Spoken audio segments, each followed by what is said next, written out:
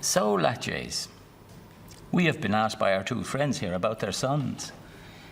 They want them to have virtue, excellence in their souls, their inner being. Yes, that is true. But first we must know what excellence is.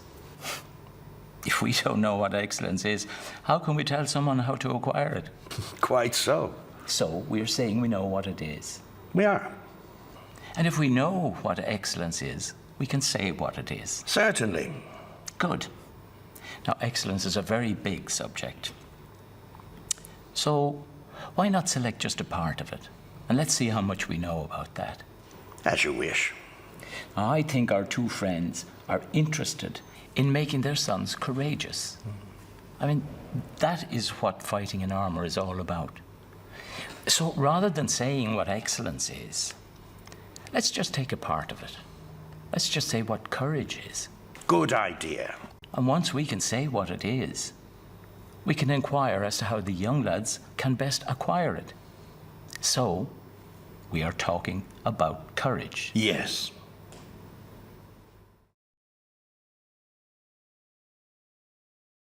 So let me put this question to you, Laches. What is courage? That is easy to answer, Socrates. It's remaining at your post, fighting with the enemy, and not running away. And tell me, Laches, what about those men who fought while they were fleeing and did not remain at their posts? Yes, these men were courageous also. And was their courage shown on the field at Delium when all of those men left their posts and joined the retreat?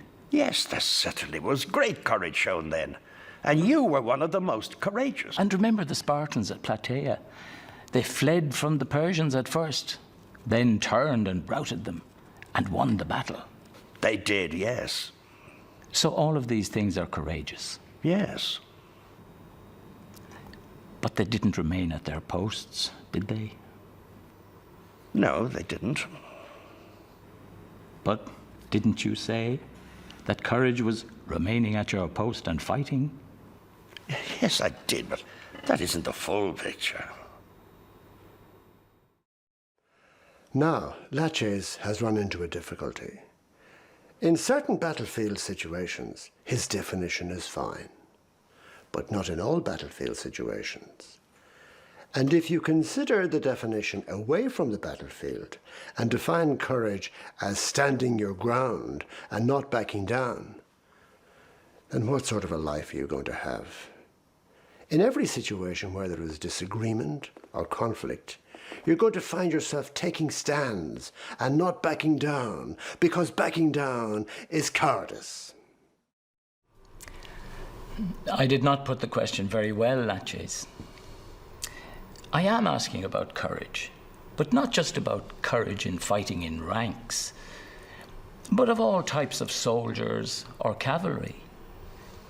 And I am asking not just about courage in war, but in disease and poverty, or in politics.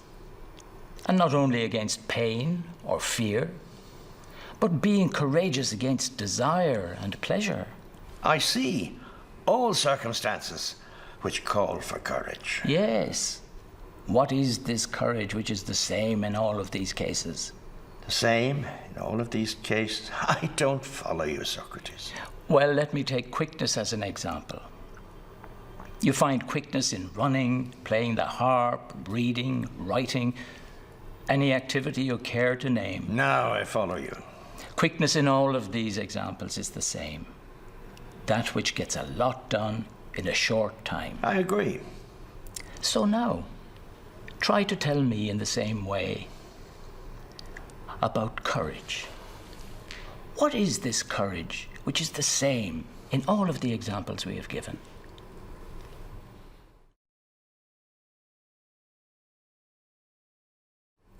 Isn't it a sort of endurance of the soul? Endurance of the soul.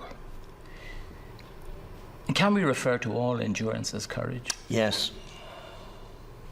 Would you say that courage was a noble thing? The noblest and the best, Socrates. And a wise endurance, is that good and noble? It is. What about a foolish endurance?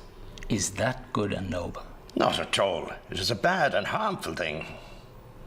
And if it is a bad and a harmful thing, wouldn't you agree that it is not courage? Because courage is noble. Yes. So not all endurance is courage. No, it is not. Then, if a foolish endurance is not courage, then wise endurance remains. Is that courage?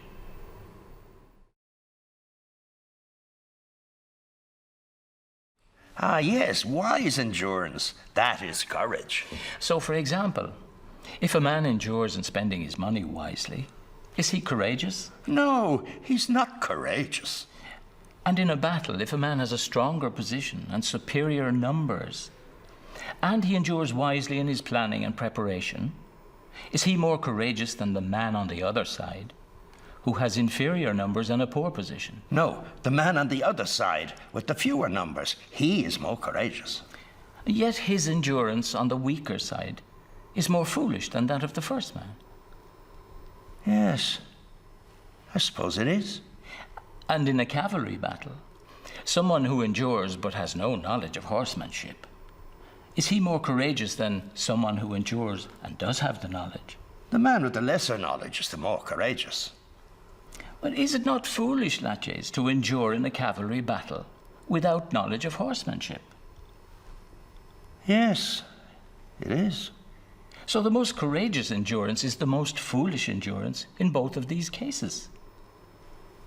So it would seem, Socrates. And we said that foolish endurance was harmful and bad and not noble. We did. But courage is noble. It is. So now we are saying that foolish endurance, which is not noble, is courage. That can't be right. Here, Laches, is where we need the endurance to keep on going, searching for courage. Of course. I'm not used to discussions like this, Socrates, but I was gripped by a thirst for victory on hearing what was said. And now I'm annoyed that I cannot say what I think. I really feel I do know what courage is, but somehow it has slipped away from me, and now I cannot say what it is. The good huntsman must never give up the chase. Of course not. Will we ask Nicias to join in the hunt? Why not?